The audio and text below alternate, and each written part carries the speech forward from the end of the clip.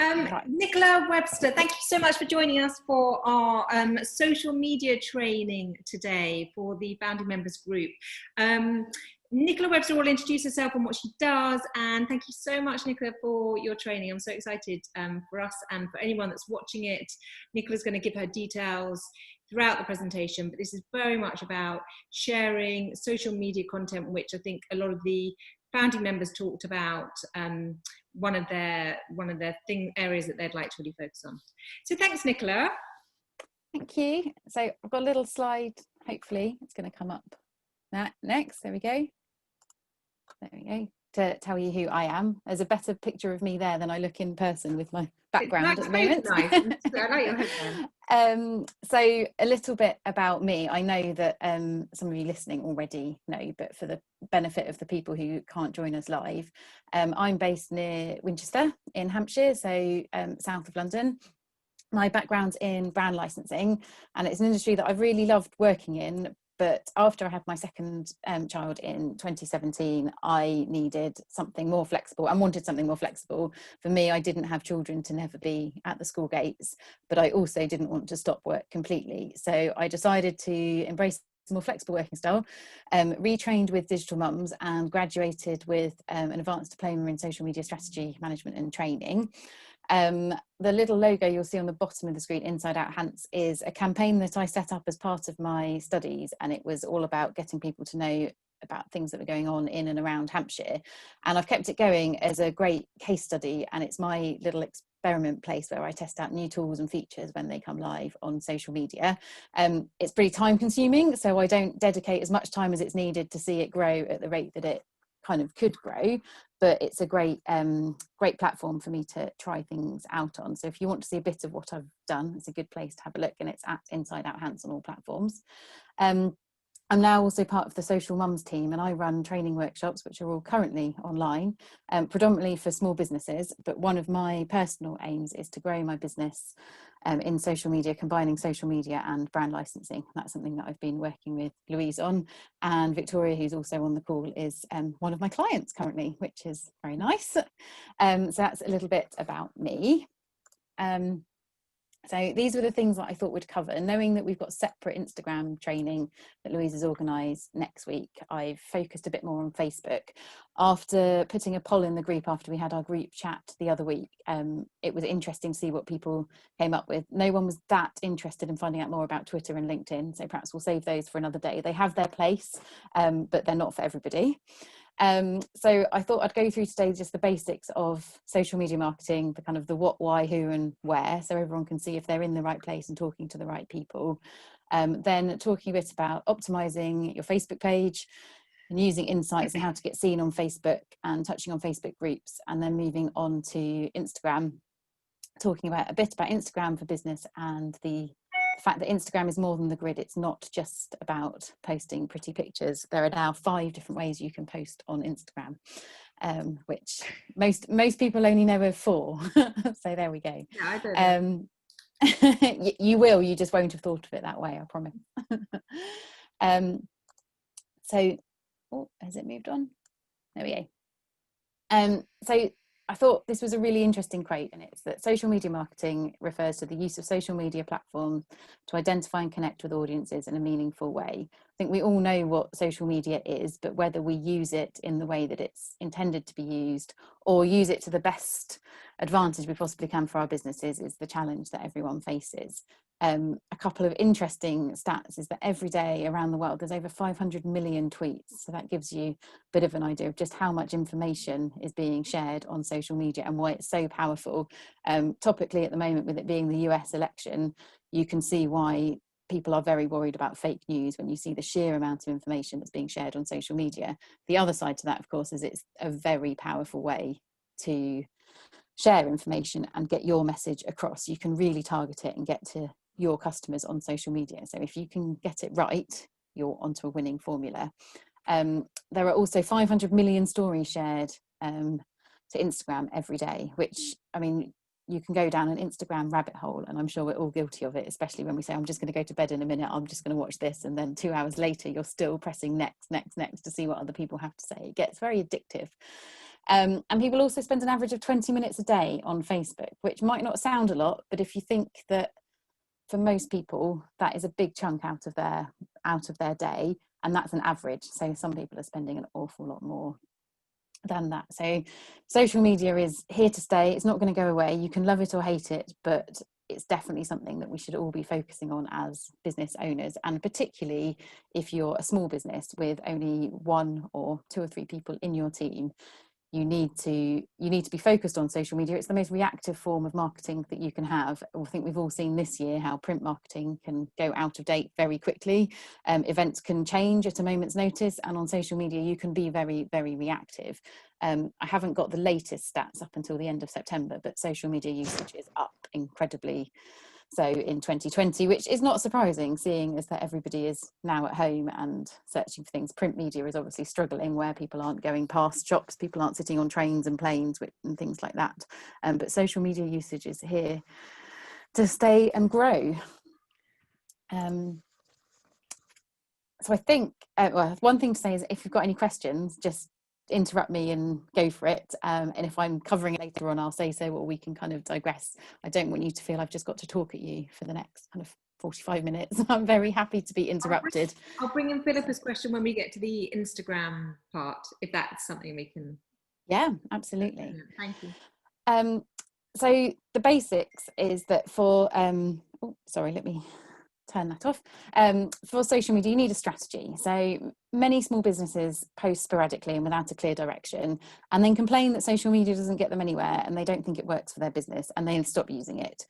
Or quite often, especially in large organizations, they give it to a junior team member, but without giving them any direction. So that junior team member might be brilliant at social media, but they need a steer on what to do. If they just post what they think might work, but without knowing the goals of the organization, it probably won't work.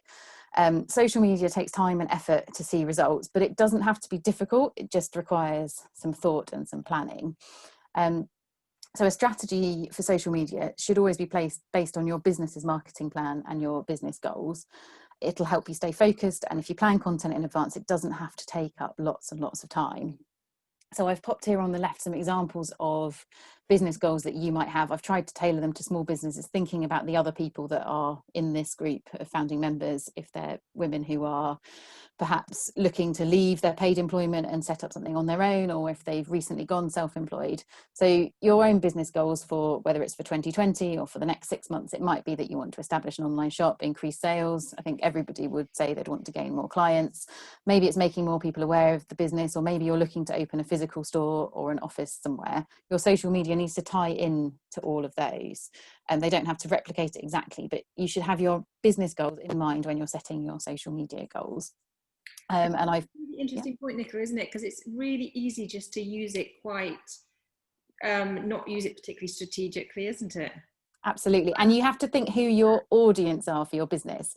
You might really like a picture of a cat, for example, but if you're selling products for babies, that's not relevant. You're trying to target expectant mothers and new mothers. So therefore, posting a cute picture of a cat might get you loads of likes, but they're not your customers. So it's all about your business goals. If your business goal is to attract new mothers, you need to be posting the things that they're interested in. And so it's not difficult, but it does require a bit of thought. You can't just put into it things that you like and what you want to do. You have to think about what's right for your business and make it all tie in together. And it's probably more time efficient. The other thing that sometimes springs to mind to me is that it's almost like your shop window in this sort of new form of retail, in which we're probably going to evolve the retail space, and it's no longer the sort of, you know, shop front. It's actually the social media is your way of portraying what you're about.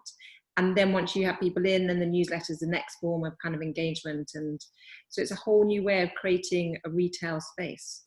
Absolutely. So I've also popped in the middle there, you'll see I've got the SMART acronym, which I'm sure you've come across in the past. It's not a new thing, but it's useful to be reminded of it.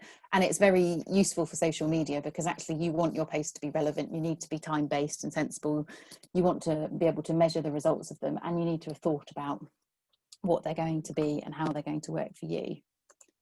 So the next thing that I think is really interesting is, where should you be on social media Everyone has a favourite platform, whether you like Facebook because you keep in touch with family on the other side of the world and your gran knows how to use it as well as your daughter, or whether you like Instagram because for you it's all about the pictures, and when you go out for a drink you're that person that annoys all your friends because you take a photo before anyone's allowed to start, or whether it's Twitter because actually you like to have a conversation.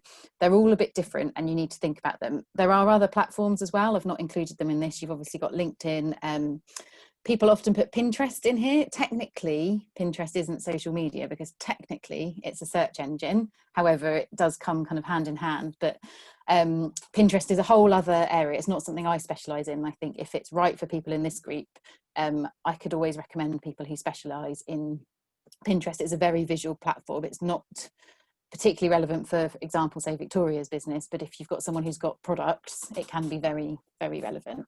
So I'll click on that one. So when you're deciding where you should be, here's kind of the top facts of the 3 platforms that I'm talking about. So Facebook is the biggest. It's the 3rd most viewed website worldwide. It's got the fastest growing demographic. It's the fastest growing amongst the older demographic in the UK, which is really interesting because a lot of people will say that social media is a young person's thing. In the UK, the biggest age group on Facebook are 25 to 35-year-olds, very closely followed by 35 to 45, and the 45 to 55 and then 55 plus is growing and growing and growing. It's not the most popular amongst students and young people, but they tend to eventually end up on it. But it is the platform that you need to be on if you want to target essentially mothers, which we all are because we're in this group called Beyond the School Run. It's got a slightly higher proportion of women than men.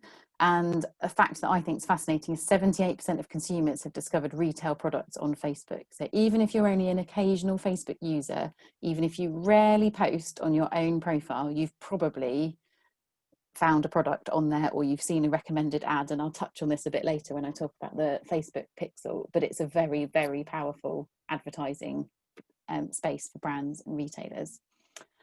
Then you've got Instagram, which is rapidly growing. It's 10 years old this week. If you've updated your Instagram app this week, you might have seen that you can change your icon and celebrate Instagram's birthday. Obviously, they've got a dedicated hashtag for it and having a bit of a party. But it's now got 1 billion monthly active users. I think all of us in our own businesses, if we in 10 years could reach 1 billion people, we'd be very happy. So it's doing really well. Again, it's got more women than men using the platform, but that is growing. It's got a growing retail presence with the introduction of shopping tags. I think you've probably all seen that if you look on an Instagram story, you can swipe up to find out more about a product, or if you see a post, someone will have put a clickable tag and say click here and you get the little shopping label come up. But another interesting fact is 1/3 of the most viewed stories are from businesses on Instagram, so it's not just for individuals. And then Twitter. So I won't talk any more about Twitter really today, but just to give you an idea, if you're deciding where to be on social media, Twitter's got 326 million monthly users, with 71% of Twitter users reading the news there, and 75% of the business-to-business market is on Twitter. 80% of Twitter users have mentioned a brand in a tweet. And I think this last point is really interesting because a lot of people I speak to say, oh, I only ever use Twitter to complain. So they're tweeting the train company to say you're late again, not so relevant obviously in 2020, or they're tweeting an airline to say I travelled with you last week and I've not heard back because you lost my bag, or they're tweeting somebody to say are you open, this, that and the other. So whilst people are on there to have conversations and to promote the business, a lot of the general public use Twitter as almost as a platform to complain. But interestingly, companies that use Twitter for customer service see a 19% lift in customer satisfaction because they're deemed contactable, reachable, approachable, and you're having generally a conversation with a real person. It's not usually a bot on the other end, hence why you usually see initials. If you tweet a major supermarket like Tesco, you'll always see initials at the end of the tweet so they can identify who in their team sent that tweet in case it ever comes back in a later conversation. So if you've got a business that relies on people wanting to know where an order is, or wanting to know how they can book a table, wanting to, hopefully not, but complain about something, it's worth considering using Twitter because that's where you can have those conversations. The average lifespan of a tweet is 18 minutes. which is not very long at all, which is why it's a very hungry platform and it can be off-putting for businesses, but it's also why it's the best platform if you want to have kind of customer satisfaction and customer interaction. Someone posts on your Facebook page, "You lost my product in the post," that's going to sit there forever, and people won't have to scroll that many times and they'll see that post. If they ask you on Twitter, within 20 minutes it's gone and probably won't be found again. So it's a useful tool to consider, and so I've included it in this slide, so something for you all to think about when you're deciding where to be on social media. I would say that for small businesses, and by that I mean people who've kind of got 1 to 3 employees maximum, I would only pick kind of 1, 2, possibly 3 platforms to be on, because unless you've got a lot of time to dedicate to social media, you can't do all of them well. And I think it's much better to do a couple of them really well rather than try and do more of them and not be able to keep up with them. You could always set up some of the others. For example, if you don't think you want to be on Facebook or you don't want to be on Twitter, you can set up the page with your business name and you can pin a post to the top or pin a tweet that just says, "We're not currently on this platform, you can find us at," and have your contact details in it. And then it keeps your username there. It also means if you ever want to reply to anything or search for anything, it's there. So it just stops perhaps a competitor getting your username if you've got something, if you've got a brand that you think someone might want to do that with. But I've looked for people before, say on Facebook, and I haven't found them, and I'm like, and I'm sharing something of their content. I'm like, where are they? Are they on here, or are they? And actually, yeah, it's really useful for it just to be up there, but maybe it's not active. Yeah. So as long as you make it clear that you're not active on it, but you've got it there, it's there. It means you can be tagged into it, and it means then if something comes up and you need to be on it, you can turn it on very quickly as opposed to having to set it up from scratch. So talking a bit about Facebook, I thought I'd go through kind of the basics, which not everybody realises, that you need to optimise your Facebook page. And thinking about the ladies that were on the call last month with the other founding members, I know a bit more about Victoria's business and this isn't as relevant for her. But I would say that some of them probably could do a little bit more in the nicest possible way to optimise their page. Facebook ultimately wants businesses to advertise. So the best chance you've got of your page being found and seen by new customers without advertising is to make use of all the features that are available to you.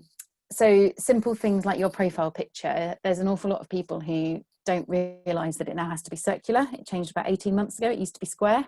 And for the vast majority of pictures, that probably doesn't matter. But if you are a business and you've got your name written, you need to make sure that the first and last letters aren't cut off when your logo appears in a circular format, for example.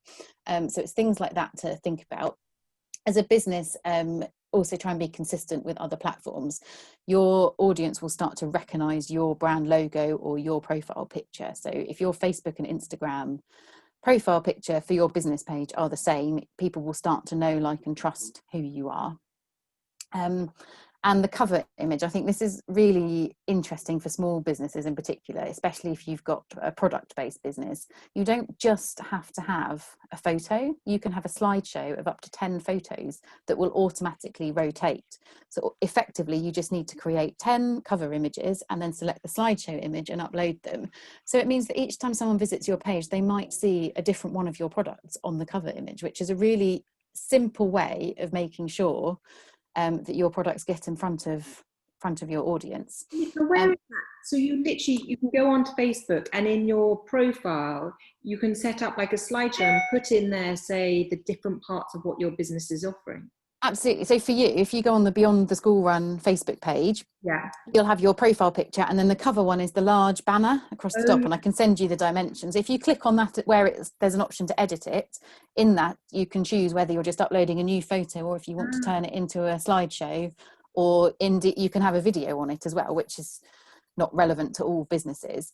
It's also worth including a call to action if you can, so just a text overlay. It can be something quite simple in that. So Social Mums, for example, which I'm part of delivering their audiences, on the cover photo it says, "Do you want help with your social media?"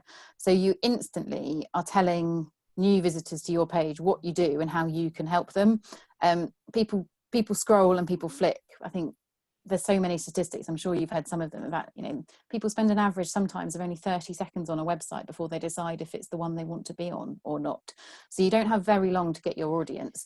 If your product is really obvious what it is, so if you're a business coach and your cover image says, I'm a business coach, how can I help? Someone's going to say, actually, that's exactly what I'm looking for, I'm going to answer. If, again, you've got just a lovely picture of beautiful scenery, that's really nice, but someone won't know what you do. Do you make that? Do you photograph it? What do you do with it? So it's just a case of getting something on there to keep the audience on your page. And for the same reason, it's also then worth getting the call to action button set up if you haven't already. And this is the blue button that appears near the top of a Facebook page. So you'll have seen it probably if you've gone on any restaurant sites, it'll say book now. If you visited a holiday cottage site, it'll say book now. You can have call now, you can have sign up now, you can have shop now. And it instantly tells people what you're trying to get them to do. And it takes them either to your dedicated Facebook shop or to your website, tracking that they've come from Facebook in the first place. Make sure you've got reviews turned on. They used to be 5-star reviews. They used to be up to 5-star reviews with the stars. Now they are text-based reviews. People tend not to do them as much when they have to actually write something and not just click a button. The other side of that is, though, they tend to be much more accurate. Because if you've taken the time to write a review, you either love something or hopefully people won't leave this about you, but you don't like it. Whereas if it's just clicking a star button, you could think, well, anyone can go on and click the 5 stars. They haven't really thought about what they want to say. The shopping tab, again, if you've got a business that sells physical product, you want to use this. It's free to use. You can upload as many products to it as you want, and it'll also allow you to use Instagram shopping if you want to. Pinned posts, this is where you can choose the first post all visitors to your page will see. So any post that you put out on Facebook, you click the 3 dots on the top right. I think that's the same on the mobile app as well as on desktop, and choose pin post. It'll basically mean that anyone that visits your page, that's the first thing they're going to see. And you can change that as many times as you like. But it's a really good thing to do if you're a small business and you're going on holiday, for example. Pin a post to say, taking a short break, I'll respond to all queries from X date. So it means that people don't get frustrated if they don't hear from you. Or you can say, our new website is launching on this date, or I'm going to BLE, for example, this week. If you want to meet me there, contact me. You can say whatever you like on it, but pin that post, and it means people will instantly see that. If you let it just go, if you let posts simply just appear in the chronological order, your latest post might not make sense to someone who's discovering your business for the first time. And I've popped in the big box at the bottom, have you set up the Facebook pixel? And some of you will know exactly what that is. Everyone else might look a bit panicked. If you ever want to Facebook advertise in the future, get your pixel set up now. It's free to do. It'll track all the visitors to your page. And put simply, it's that slightly scary bit of marketing. So I'm sure you've all Googled something in the past. So maybe you've looked at a pair of shoes on the John Lewis website.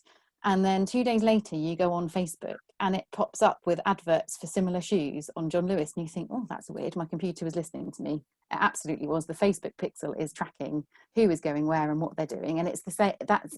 You want it there. You want to know what your audience are looking for and what they're interested in. When you then come to set up adverts on Facebook in the future, it'll have an audience ready-made for you to just click on, and it'll find them. You'll also then find out who's visited your website from Facebook and what they're doing. It's really easy to do. If you've got a web developer, just ask them to do it. They will be able to do it. They'll all know how to do it. If you manage your website yourself, if you're doing something like Squarespace or Wix or WordPress, go onto the hosting platform, type in Facebook Pixel.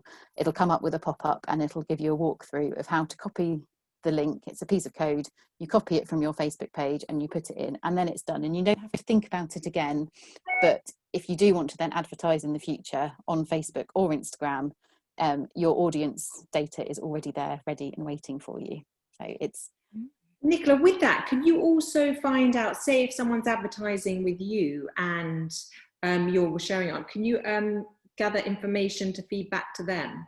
Yes, yeah. So it tracks everything, and you can then access it all through Business Manager on Facebook. So it's definitely worth doing. It doesn't cost anyone anything, and unless even the most untechy of people would be able to do it in a few minutes, I promise you. Not sure I'm with you on that one. You've got a web developer though, so you're fine, Victoria. So there's a few tips on making Facebook work well for you. That's great. I'm going to do all of those afterwards. And I will say, for the benefit as well of the people that are watching this on playback, I will send this round, and I'll put a link to it in the Facebook group, so don't feel you have to frantically write everything down at the same time. So the next thing I wanted to talk about was your Facebook insights. A lot of people don't know that these exist, and when you're creating posts on Facebook and deciding when to put them out, there's a reason why businesses post at certain times of day, and it's not rocket science, it's just a case of thinking about it. If your target audience is mums, it's quite likely that the most active times on Facebook will either be first thing in the morning or about 9:30 after the school drop off, when they're sat back in their car or back at home. You then often get another spike just before about 3 o'clock, when those mums are sitting in their car outside of school and scrolling. And you might then see a spike in the evening, like after kids' bedtime. If you're targeting professional people who are likely to work traditional 9 to 5 working hours, you're probably going to see a spike on Facebook about 1 o'clock, and then probably again in the evenings. If you're a business such as a bar or a restaurant, you probably see your audience picking up the searches as the week goes on, when people are making plans for the weekend. And your Facebook insights can tell you all of this data, and using this you can then work out when's the best time to post for your business to make sure your posts get seen by the right people. And the main reason for this is that the more that your posts get likes, comments and shares, which is known as engagement, the quicker they get those after your post is posted, the more it'll then be favoured by the algorithm and then shown to more people. If you put a post out on a Monday morning at 10 o'clock, but your audience isn't really online until kind of Monday evenings at 6 p.m, no one's going to see that post. And by the time your audience is online, the algorithm is telling Facebook, this post isn't going to work, no one likes it, and it won't then get seen. So use your insights effectively to work out when to post, and you can access them on desktop and on Business Suite, which, you don't panic if you've never heard of it. Up until last week it was called Pages Manager if you use the app on your phone, and Business Suite, I don't know, I got an email about that today, Nicola, actually from Facebook, to say about setting up Business Suite on desktop. Is that to make all of this more accessible? Yes. So before, people used to log into Ads Manager, and then they would also log into Business Manager. Business Suite is basically the new okay, I don't know what you call it, but the new Ads and Business Manager from Facebook, to basically put everything into one place. And through that you can then access Creator Studio as well, which is where you can schedule posts for Facebook and Instagram. And Nicola, that's completely free to access, and you just need a Facebook account, which obviously if you're already talking about setting up a Facebook page, you have. So you need your Facebook account. And there's now a new app for it, which you can just download. So if you had Pages Manager on your phone, which I did have, it automatically turned into Business Suite. For me, it turned into it and the next morning I woke up and I was like, oh, I've got to do that. I thought I was going absolutely mad until I realized Pages Manager had turned into Business Suite at the next upgrade. So with your insights, I think it depends on your business. Some of you will panic if you think you've got to do this every 7 days, but if you're a new account, if you've just set up a new page, it's worth doing it. If not, I'd say kind of every month or every 28 days. Facebook works in 7-day blocks, so 28 days as opposed to monthly is usually easier for seeing the results. You can, I don't know how well you can see it on this, but I'll send it around so you can see it. I've taken a screenshot of a previous account that I looked after. You can check your top performing posts and look at the engagement rate, which is the percentage of people who saw your post and then liked, commented, shared or clicked. And don't panic if you don't have very much engagement. The average engagement rate on Facebook is 0.17%, so it's not high. Sometimes you'll see those accounts where they've got kind of, several thousand comments or several thousand likes. Those accounts are the ones where, you've got several £1000s probably being spent on advertising a month, and they're huge household brands. The average engagement rate is very low. The important thing for you to look at on your own posts is which ones are performing well and which ones are not. So you can see, okay, my audience really liked it when I posted a video, that worked, but my audience didn't like it when I posted the a picture of the quiz or a cat. poll, a picture of the cat, or a graphic post. So it just helps you adjust it. Again, we just talked about it. You can look down the options. You can look at when your fans, your audience are online, and use this to plan future posts. If you're an international business, you'll want to think about what the time zones are, and it might be that you alternate posting your posts at the optimum time for the UK and the optimum time for the US or Central Europe or something, wherever it might be. You get a lot of Australian brands that launch in the UK, and I feel sorry for those social media managers that presumably have to set their alarm at silly times of the night to join in with live chats on Facebook, but there we go. And another little known fact is you can watch other pages. So if you scroll right to the bottom of the overview tab, you'll see the option to select up to 5 pages to watch. You can then see their top performing posts, and when you then click on it, you can see what the engagement rate was. So obviously I'm not advocating plagiarism, but use their data to help you plan their posts. And I like to use an example of a local business that I worked with this summer. I worked with a campsite to help them on their social media. And so we watched some other campsites in other parts of the country. So technically speaking, they're competitors, but most people will choose which area they want to go to. Do they want to go to the Lake District or the New Forest? And then they'll look for a campsite. So we deliberately didn't pick ones that were kind of only a few miles away, because they are our direct competitors and we want to copy. We looked at pages for campsites. We looked at one in Wales, one in Cornwall, and one in the Lake District. And we followed what they were doing. And we got some really nice ideas from them, because we could see that certain things that they posted performed really, really well. And that made us think, well, if they're attracting visitors to their campsite from those posts, those visitors are people that their second camping holiday of the year might well be down to the New Forest. So let's try it. And it worked. And so we were able to kind of piggyback off their data. So so don't copy them, don't copy their wording, but look to see what's working. If you're thinking more about the licensing industry that we've all got a shared background in, if you're an apparel company, for example, and you're targeting mums of, say, 5-year-old boys for clothing, follow and see what other companies are posting if they're also targeting mums of boys for clothing. It might just be an angle that you've not thought of, or they might be collaborating with another brand and you might think, actually, that's a really great idea. I wish I could collaborate with them. So use the data. It's all there. It's readily available. And don't worry, those brands don't know that you're watching them. It's all a little bit secretive. Secret stalking, I love it. It's like an open secret, because they could watch you back. And this feature isn't hidden, but they don't know who is watching their page. But all the data is out there and ready to be found. You can't watch individuals. So I can't think, oh, I wonder what pictures Victoria puts out that get the most kind of Can you stalk Kim Kardashian? Yes, I suppose, it's because hers is a public page.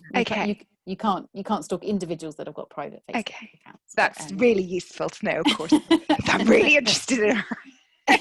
Sorry,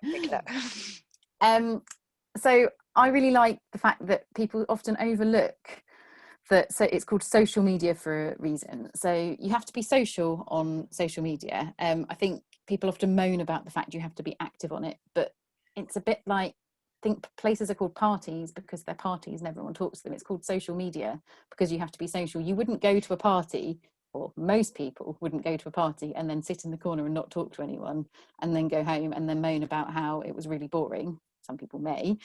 You go to a party and you talk to people and you join in, you have something to eat, something to drink, and you get out of it what you put into it. If you participate, you have a great time, and social media is exactly the same.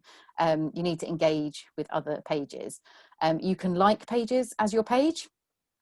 So thinking about Inside Hants, the campaign I set up in my training, I liked all the business attractions and tourist attractions in Hampshire as my page. And then when Marwell Zoo and Peppa Pig World post about something that they're doing, I like it as Inside Out Hants. And as a result, they often then like back things that I do. They've got much bigger audiences than I have. And so instantly I'm growing my organic reach on Facebook. So the key with engagement is you want to post things that encourage your audience to like, comment and share on your posts. And as we said earlier, posts that receive high levels of engagement are then favoured by the algorithm and are shown to more people. And that's why you've all probably seen it when you log on to Facebook, you suddenly, it will pop up with a post, and then you look at it in a bit more detail and see it was actually posted 4 days ago. It's because that post had a lot of interest and a lot of attraction. So the algorithm is serving it to more people that might be interested in it. But the big point I think I'd give to you all is just avoid engagement bait. Facebook have actively said that they will punish pages who do this. It thinks it's spammy behaviour. So really try not to do a post that says like this if, or comment below if, or don't tell people what to write in the comments. Try not to ask for people to tag their friends in it. Great if they do tag their friends, because it's a natural thing. So if, for example, local to me, Marwell Zoo puts a post out to say Father Christmas is going to be at the zoo, I might comment in the individuals and kind of tag in my husband, for example, because I might think he wants to know about this, but they haven't asked me to do that. That's my choice. So Facebook doesn't mind that. But if Marwell had specifically said in the post, tag a friend who wants to see Father Christmas at the zoo, Facebook would penalise them. So just bear that in mind when you're writing your content.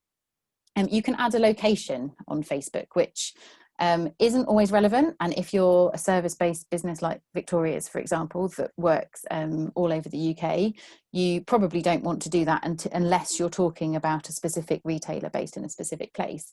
But if you're a local business, that's really important. So if you own a cafe or a hairdresser or a florist or a tourist attraction, a hotel, B&B, you're a photographer based in a certain county, anything like that, include a location, because then whenever people post things looking for recommendations in a certain area, your post may get shown to them as part of it. So it's, again, free and simple to use, but worth doing if it's relevant to your business.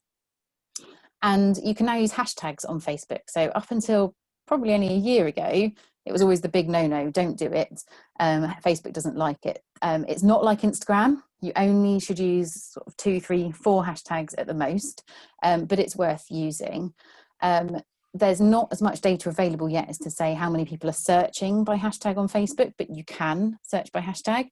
And my advice would be mix it up. Have a go at using different hashtags.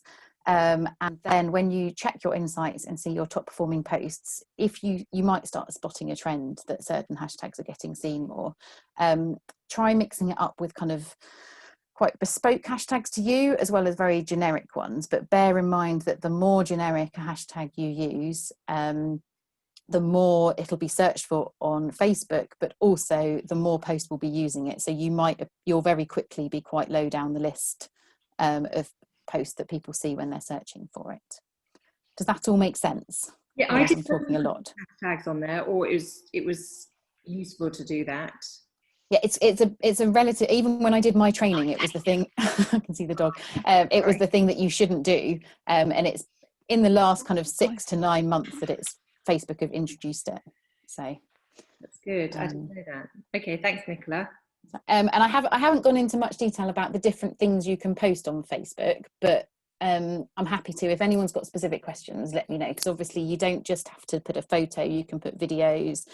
You can do carousel images. And you can do all sorts of different things. You can do polls, for example, like the one I put in the group asking what people wanted to know about and things. So there's different ways you can do it. Use the variety of content available to you. Nicola, do you have any insight into, just a quick question on Facebook is, so I've got this Facebook group called Flexible Working for Mums. It's growing really quickly, but occasionally people join it that are either bots and then people alert me to it because they've had some sort of connection with them, or I guess it's not a person. Any insight into that at all? I tend to just block them once someone alerts them to me.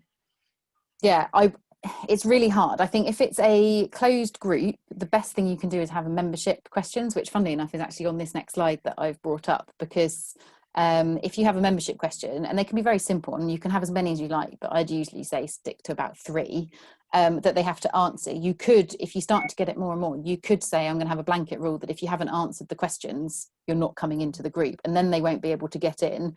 And if there's someone who genuinely should be in the group, they'll find another way of contacting you, or they'll try again and answer the questions. And you can have a post written in the rules of the group that are available to the public, even if it's a closed group, that says membership questions must be answered in order to gain access. And you would hope that most people would then realize what to do, and that kind of stops just anyone joining the group.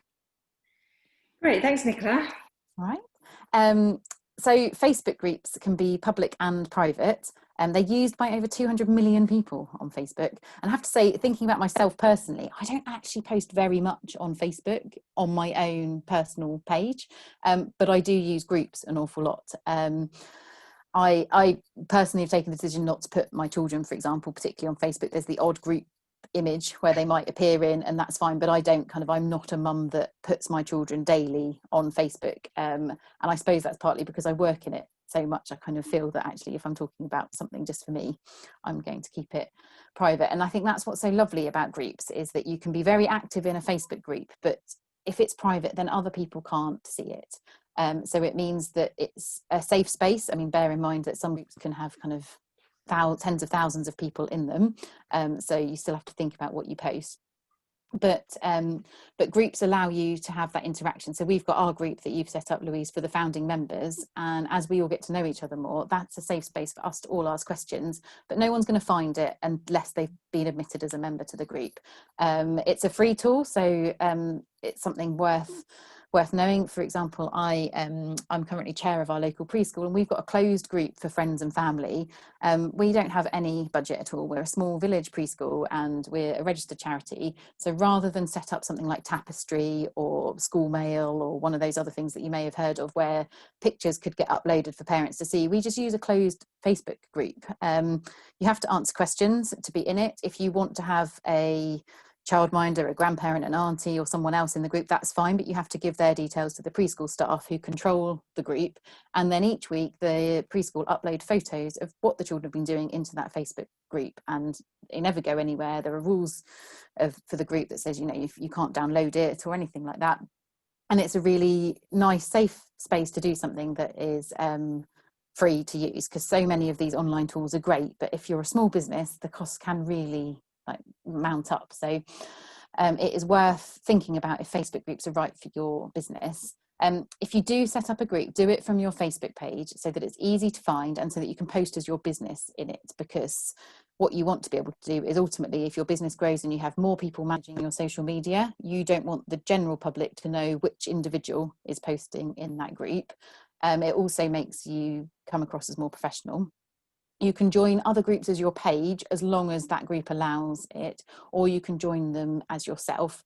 And something that's worth noting is if you're going to join a group as yourself, for example, I'm in a local group called the Hampshire Women's Business Network, and the lady who runs it doesn't allow you to join as your page. You have to join as yourself. So I've now set my Facebook personal profile picture to be the same as the profile picture I use on my Facebook business page and on my Instagram, because you just want to make sure that somebody can recognize you, and you don't necessarily want to be the person that's talking about a serious subject in a Facebook group, but actually the picture is you kind of a bit drunk on New Year's Eve 10 years ago.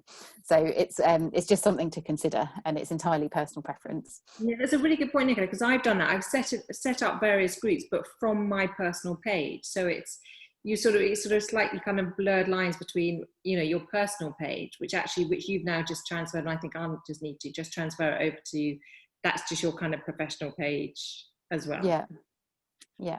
And if you're in a Facebook group, or if you manage one, be active in it. So the larger the Facebook group, the harder it will be for you to get seen if you're not an active member. So in the Facebook group for the founding members, there's not that many of us in there because it's deliberately a small, close-knit group. So therefore, we're all going to see each other's posts. But if we say had 100 members, you'd probably only see the posts in your newsfeed from the most active members in that group. And so someone would have to go into the group and search for it. So if you're promoting your business into local Facebook groups, so if you're a service-based business for, say you're a business photographer for local businesses, and you're posting into a business group in the county where you live, you need to make sure that you are as active as possible in that group and give back to other people, comment on other posts and like other posts, so that when you post, your post gets seen.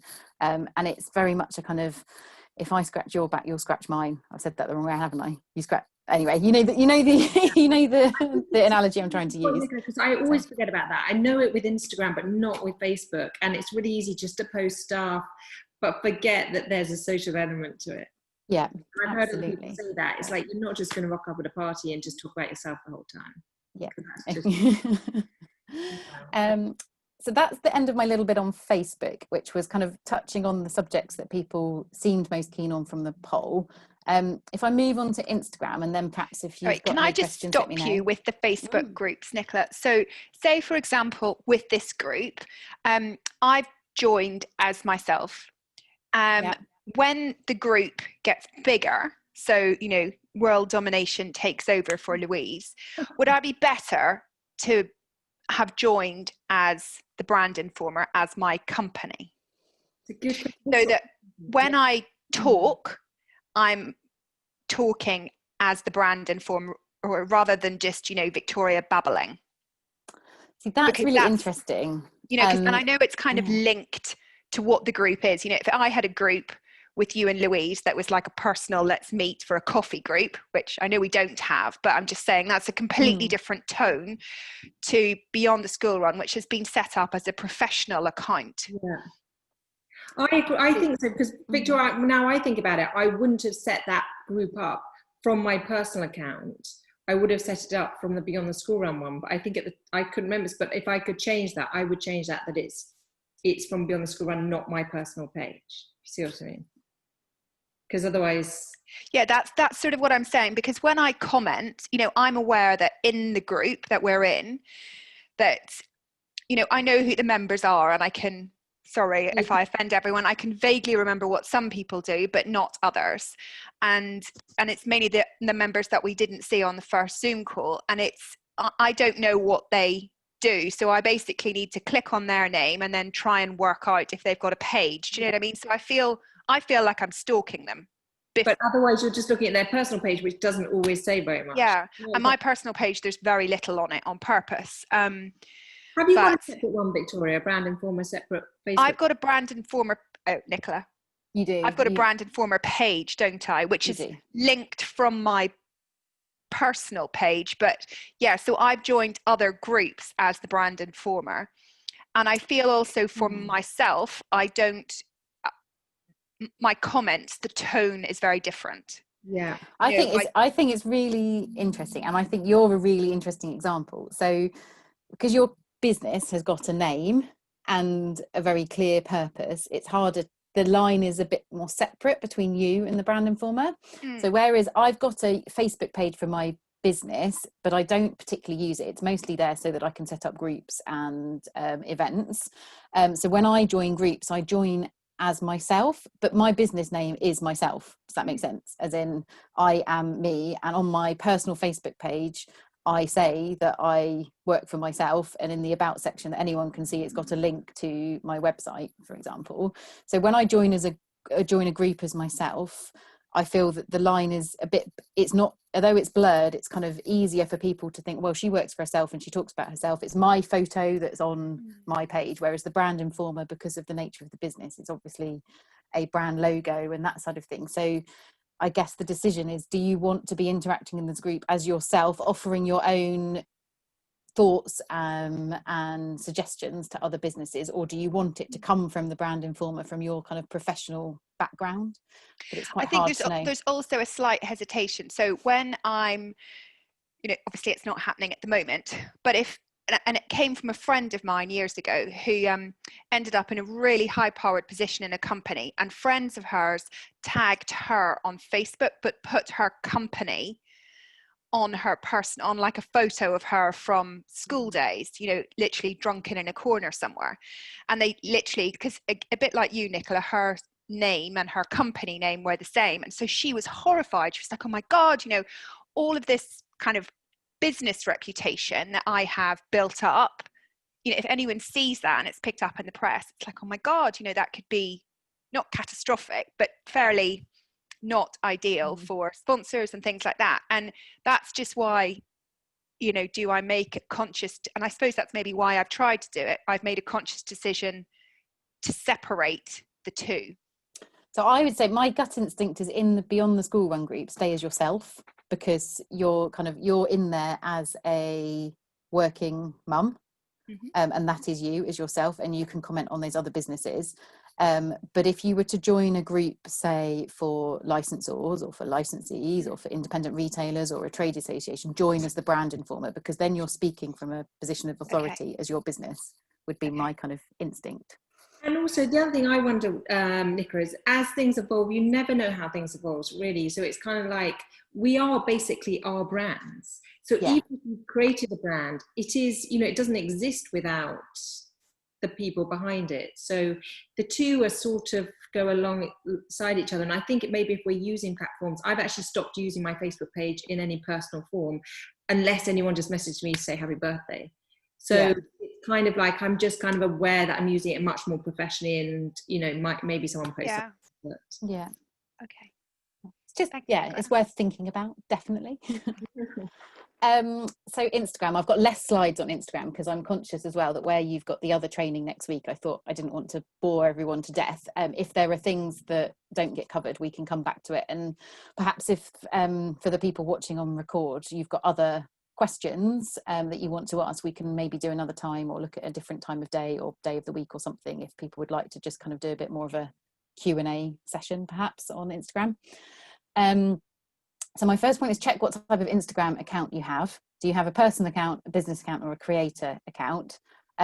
From what I know so far of everyone in this group, you should all have business accounts. The big advantage of a business account is you can schedule posts, but you can also access insights. So just like we just talked about with Facebook, the insights are very similar on Facebook. You can then see who is liking your posts, where your audience are, where they're based, what time of day they're online, and how people are finding you, whether it's from the home feed or from hashtags. A creator account is usually reserved for influencers. Anybody can have it, but you can't schedule posts to it, which is why it's not so great if you're a business, because I'll come on to it at the end. The big thing that I think everybody in this group could probably be doing is to schedule and plan their posts in advance, so that even if you want to manually post them because you want to be able to react and engage around the time of posting, have them all planned out and ready to go. Otherwise Instagram can become this all kind of time consuming thing that you think, oh, I haven't posted in ages, I've got to get out there, I've got to do it. So that's what looking at. Optimize your profile. So this is a screen grab of my profile. I took it just this morning actually, and interestingly I think Instagram's done something to all those random American men in military uniform that seem to start following me recently. I don't know if you've had any of that. I had 11 of them follow me the other day, so I reported all of them, and this morning I was like, my follower numbers dropped by about 15, but then I think hopefully it's all those random people that have disappeared. So again, be consistent in your profile picture. I'm using the same one here that I've got on Facebook. Include keywords in your name. So this is searchable. I've actually not got any in my name at the moment because I keep changing my mind about what I want to put in it. But if so the brand, if I use the brand informer as an example, we probably need to think, and I know we keep going around in circles, Victoria, about what we call it, which is why we haven't, but what goes in there. So your name is searchable. It's the only other place other than your username that is searchable on Instagram. So if somebody is looking for you, and I think a really good example is a local photographer that I worked with. So her name's Emma, but she's got as her name, instead of her surname, she's got Emma, Hampshire-based wedding photographer. So if anyone searches for a photographer for weddings in Hampshire, she comes up. Because as she points out, no one actually cares what your surname is on that very first search for you on Instagram, and then her surname then appears in her website further down. So think about if that's relevant to your business and what you might want to put in it. Include a website link. It's the only place you can have a clickable link on Instagram, and about 50% of businesses don't do it, which is again a bit like the Facebook pixel, one of those things that you just think you've just got to do it. Complete your bio. You've only got 150 characters, but they're very important. It's the longest bit of permanent text that anyone's going to see when they find you on Instagram. And avoid generic hashtags. So you can see I've got the hashtag Social Mums Pro in there.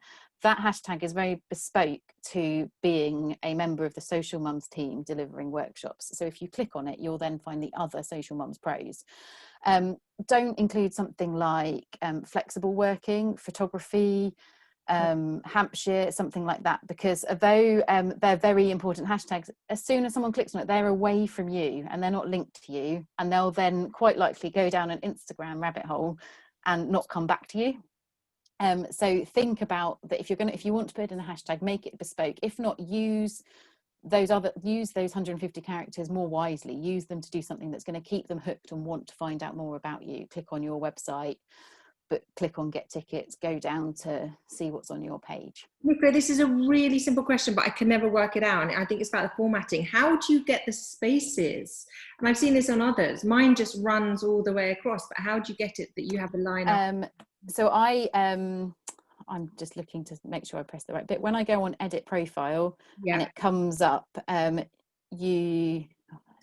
it shift enter? So, if you're doing it online, it is, or if not, can you see? I don't know if you can see that.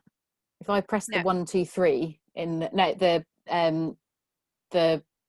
bit where you switch from the numeric keypad to the alpha keypad, you then get return come up, and you could hit return. So it's one of those really silly things that it's really obvious when you know how. But and I've just, I mean, you don't have to. I've used emojis just as bullet points to slightly break it up. But again, that's personal preference. It's not right for everybody. So we talked about there being 5 places, or I mentioned earlier about 5 places you could post on Instagram. I've got 4 that are coming up and that I'm going to talk you through. The 5th one is going live on Instagram, and that's the one that everyone always misses. I haven't gone into too much about going live because it's quite bespoke to different businesses and not everyone likes doing it. I personally hate it. This doesn't faze me at all. I'm quite happy sitting on a video call thinking I wish I'd kind of washed my hair this morning instead of just choosing to wear a hairband, and you can see all sorts in the background. It doesn't faze me at all. But tell me to go live on Instagram and I really panic and I start fluffing my words. It's really silly, isn't it? I really like them, which is so weird. It's funny, isn't it? It's just, I love just them. what you do. So I've just done, and again, I've not gone into loads of detail, conscious that we've got the bespoke Instagram training next week, but again, we'll touch on, we can see if there's anything anyone wants to cover afterwards. What to post where. So you've got your grid. I meant to do this so that they flew in to show you, but ran out of time with my animations. So on your grid, you can have, and I'm sure you all know this, images, videos, boomerang videos, collages, slideshows, which are also known as carousels. Try and use them all if you can. Carousels, which are where you have the post, where you have sort of up to 10 images on one post and you can swipe right to see them. They tend to get higher rates of engagement because what will happen is if someone doesn't like your post the first time they see that first picture, Instagram will serve it to them again, showing the second picture, and again showing them the third picture, and again showing them the fourth picture. So if they're somebody who should be liking it, they've got more chances of seeing it. Video content always does really well on Instagram. And Boomerang is owned by Instagram. So if you've not done one before, it's you can either do it directly in Insta, or there's a separate app, and it's when it takes that little video of something going backwards and forwards. So for example, if you took a boomerang of your child on a swing, the boomerang would just show them going back and forth like that, but it's not a video, it's just a looped 3-second clip. Consider the look of your grid. So do you want a tiled grid, a diagonal layout, and that's where you have kind of every third post is different and so it all spans down? Do you want it so that every other post is a graphic versus a photograph? Kind of have a bit of a think about what you want. There's no right or wrong answer. It's all down to personal preference. Some people prefer it being very laid out and very planned because it can be very on brand and you can have brand colors. Some people prefer it being more photos, so it can be spontaneous and reactive. If you're going to use a filter on your photos, be consistent. When you look at the most successful Instagram accounts, or you may not deem them successful, but the most followed people on Instagram, they generally are very consistent with their photographs. So they'll always be using the same filter, whether it's one in the app or whether they're using it in whatever app they're using to take their photos, or whether they're putting all their photos from the camera through an app and doing something. And then consider your typography and design of any graphic posts that you do. So if you've got a brand style guide, and this is my licensing hat coming on a bit here as well, use the same colors, use the same fonts, think about what you want to say and how you want to say it, and think about the tone of voice of your brand. If you're using quotes, are you serious? Are you funny? Are you sharing memes? Are you using, and in the text, are you using emojis? What's your language? And again, it all should come back to your own overall marketing strategy and kind of for your brand. And I would say that something like your business, Victoria, is a little bit more formal than perhaps some of the others, because you're of who you're talking to. So it's, again, know your audience. Are you business to business? Are you business to consumer? And make the most of hashtags on Instagram. So and perhaps if I run through these 4 bits and then we'll talk about hashtags afterwards. You can use up to 30 on Instagram. There is no reason why they should be either in the caption or in the first comment. Instagram have confirmed they don't penalise you for putting them in the first comment. They don't penalise you for putting in the caption. It's all down to personal preference and the aesthetics of what you like to look at. My only advice would be leave a line break or 2 before you put a run of 30 hashtags, because it can look a bit messy. But if you can do it directly in the Instagram app. You can just hit return a couple of times and send them a little bit further down, so it's just easier on the eye. Add locations. Sorry, Nicola, would you, with those hashtags, would you create 30 and then just keep repeating them? No. You can still use them. If you constantly only repeat the same ones, ultimately you'll be penalised because they won't be as relevant to that particular post. I usually have, I think, half a dozen that I always use, and then the others I vary it up. So some are local, some are national, some are bespoke to the photo. So if I shared a photo yesterday of various charity runs I'd done as part of an Instagram challenge that I'm doing. So I used a couple of kind of well-known running ones in it just to help my post get seen by a few more people. They're not necessarily people I want to follow me, but it might be relevant because they may follow me because I've tagged them in, because I've used that hashtag because it's a local based running event, and actually I might be their target follower, so they might then kind of retarget me and come after me or send me something. But if try not to use the same ones all the time. With hashtags, you can copy and paste them. So I've got in my notes on my phone. Yeah. So in my notes app on my phone, I've just got lots of different notes with all the hashtags in, and I literally just select them, copy, and then in Instagram, when you're typing a caption, just hit paste and put them in. So you don't have to always write them out every time. And I don't usually do the hashtags because I'm like, I've done the post, I'm actually not going to do it. Whereas if you put it in your notes, you can't copy and paste it from previous posts, can you? No, but you can copy and paste it from the notes on your phone.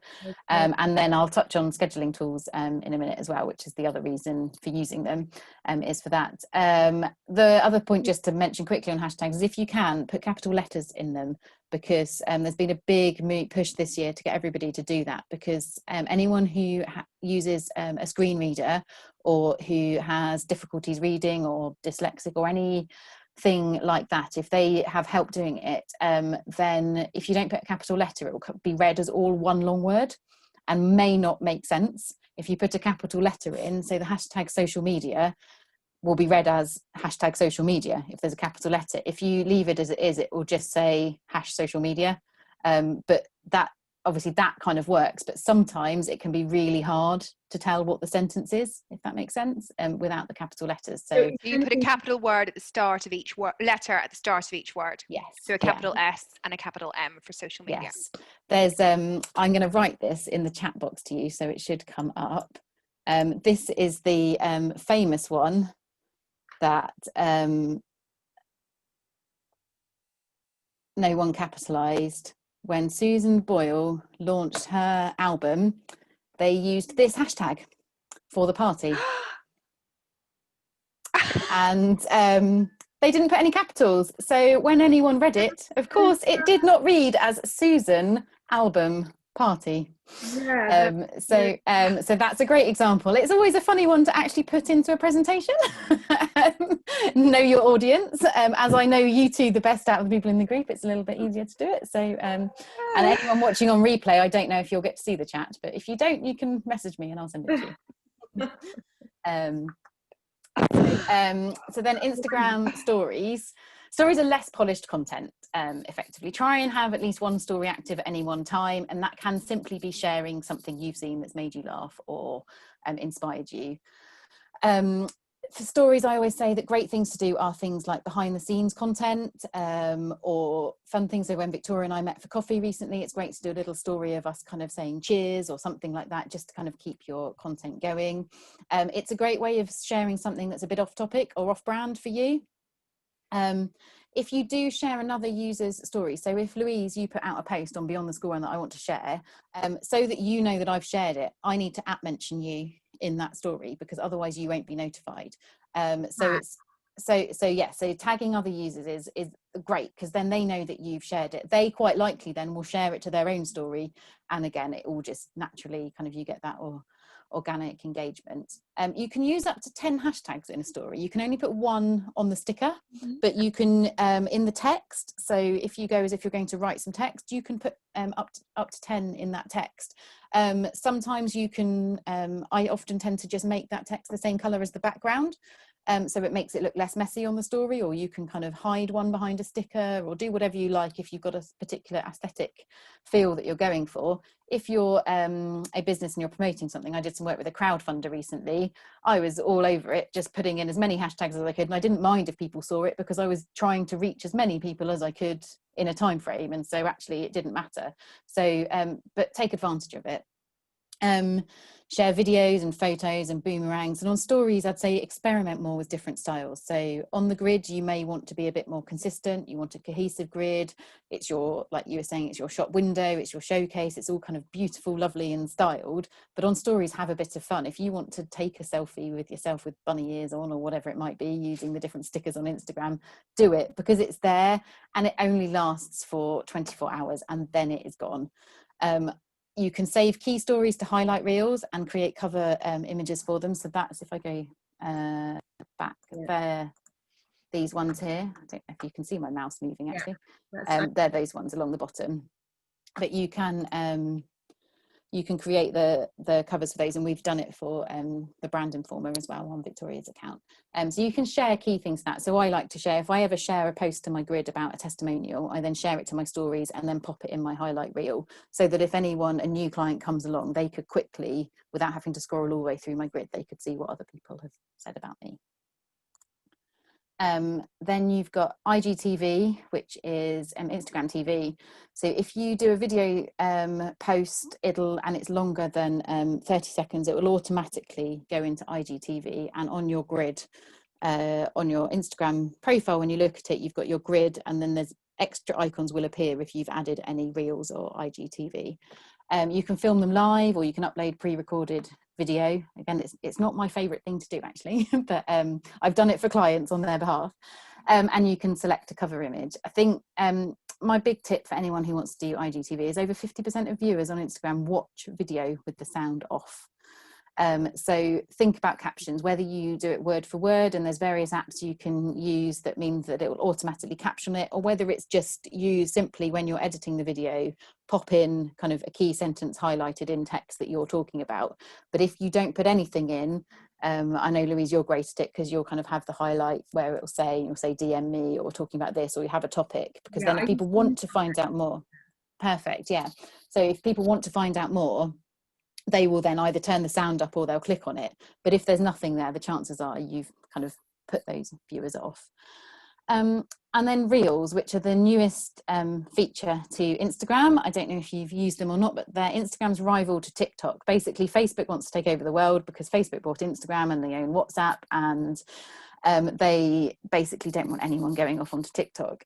TikTok recently almost sort of died a death because the US were about to ban it, and at the last moment they haven't banned it. If they had banned it, because Apple being based in the US, they wouldn't have done any updates to TikTok through the App Store, which would have effectively killed it off in the rest of the world as well, outside of China. But at the last minute a deal was done for whatever reason, and TikTok has survived. But for how long, we shall see. So Reels is Instagram's answer to TikTok. It's a series of short video clips that are cut together. Unlike stories, they're permanent, like grid posts, although you could obviously always go back and delete one. And you can choose where your story only appears in stories. Your reel can appear not only in the news feed, but also in a set on your grid. And it can appear on your grid, but you can also choose for it to be shown in the news feed, which is something I would always recommend doing, even if you later on remove it from your main profile page on Instagram. Reels at the moment are being prioritized, and I did one reel a couple of weeks ago where I was playing around, and I did a video of me skiing and the kids skiing, to the theme of Ski Sunday, and I had something like 900 views on it, and it was absolutely nothing related to my business. That day I'd written a really great post, so I thought, about my business, and I think I got something like 40 views. So it just shows that reels are just being promoted at the moment, so it is worth looking at them. They're not right for everybody. You do have to consider if it's something that's fun for you. The popular ones at the moment are people kind of doing a little video, and they'll say one, and then they'll say two, and then they'll say three, and then the little text box will appear.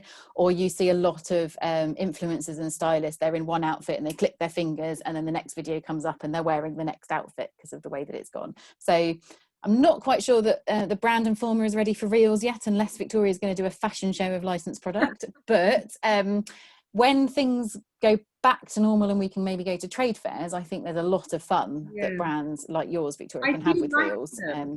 Because I saw so it's quite good, yeah.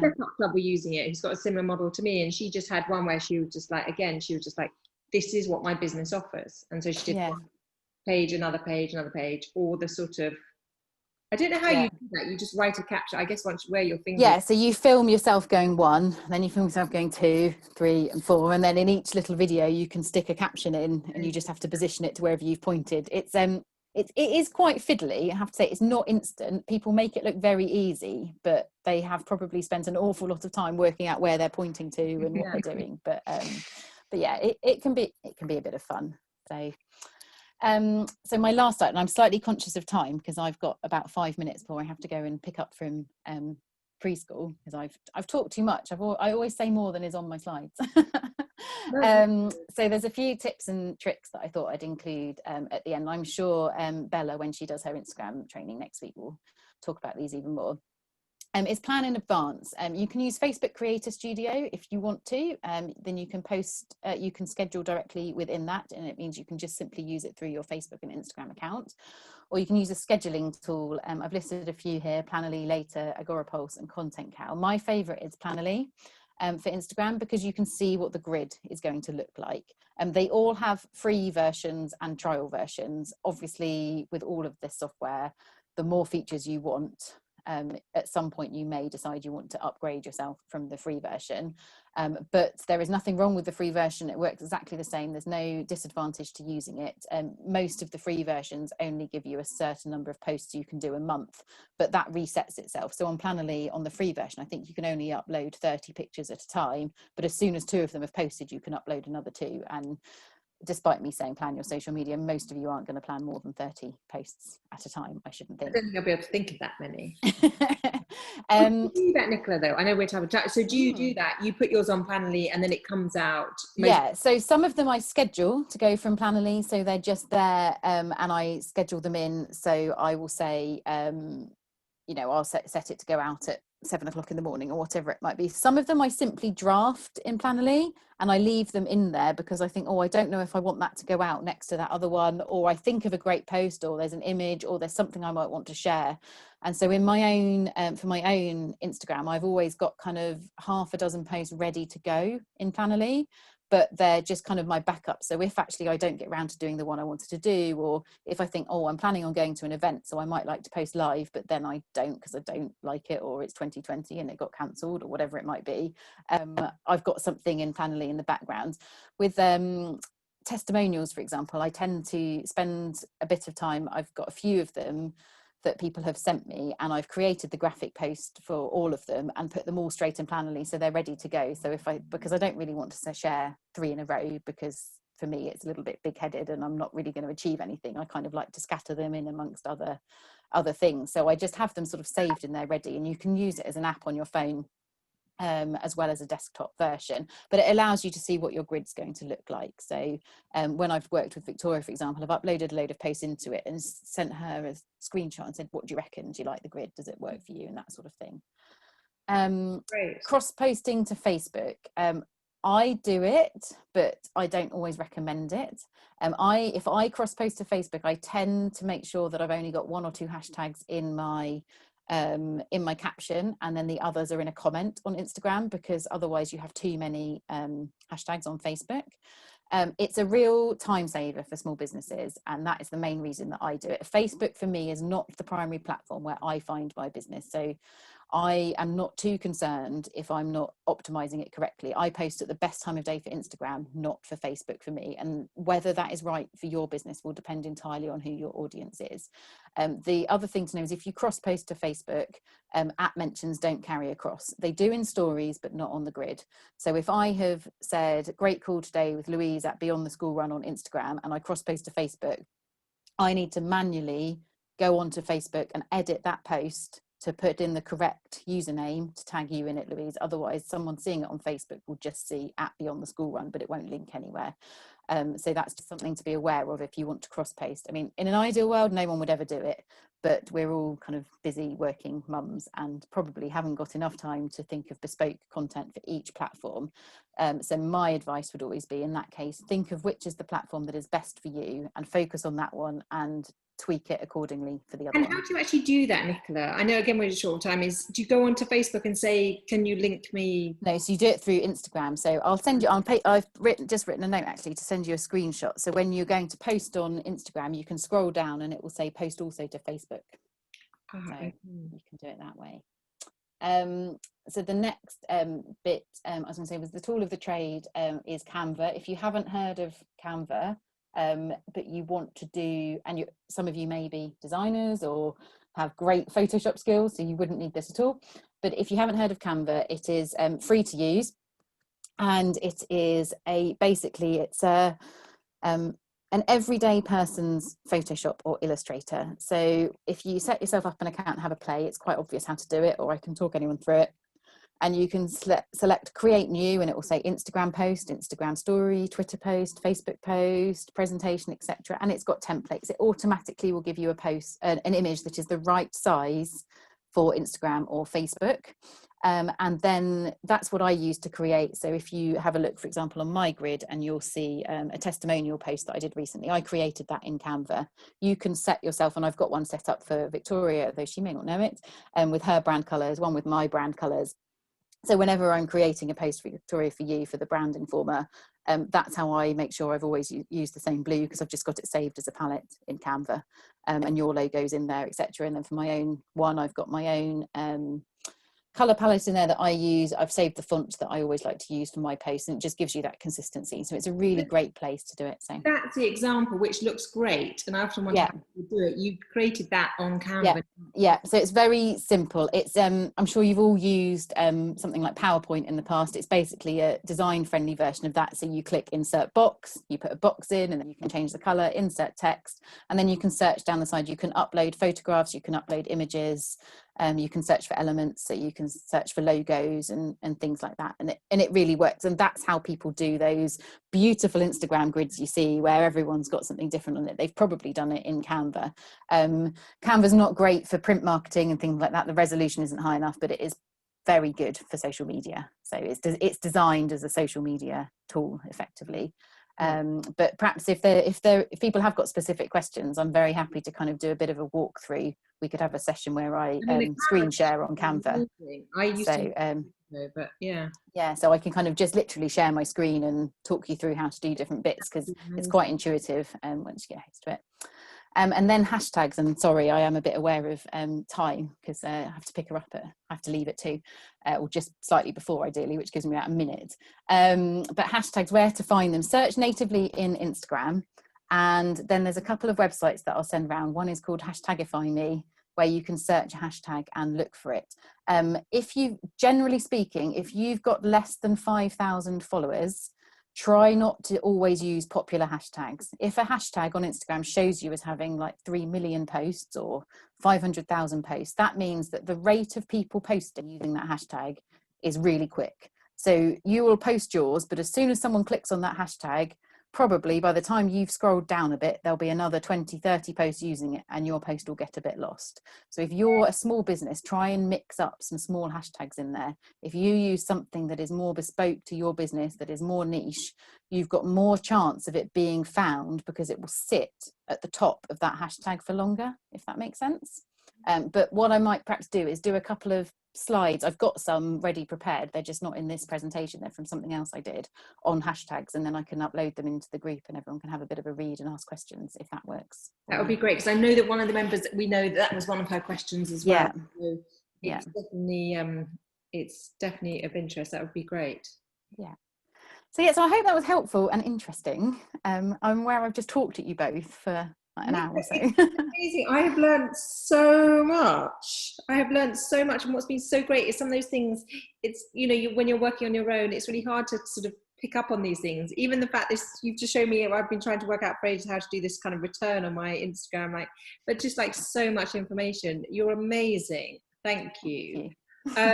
Again, obviously this is just for the group, so they know how to find you anyway. But yeah, I haven't clicked onto it. There's my last slide. There we are. It's got me on it. So but I'll pop a post in the group with the PDF of this if you're happy for me to, and then everyone's got it. And we can ask questions. And it's so informative. It's just so good because it's just all this stuff we can get up to speed with. It just helps us.